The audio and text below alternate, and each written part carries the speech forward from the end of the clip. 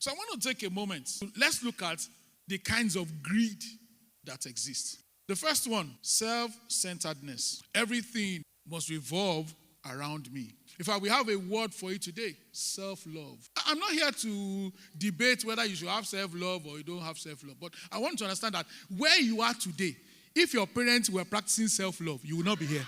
My wife and I, we just have one daughter.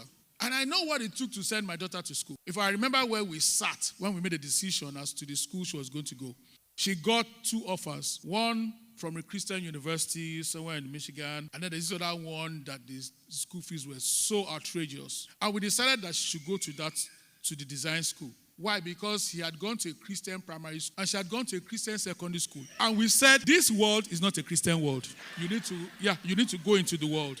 Even though it is really going to cost us a lot. So imagine if I was practicing self-love. Hello, she's going to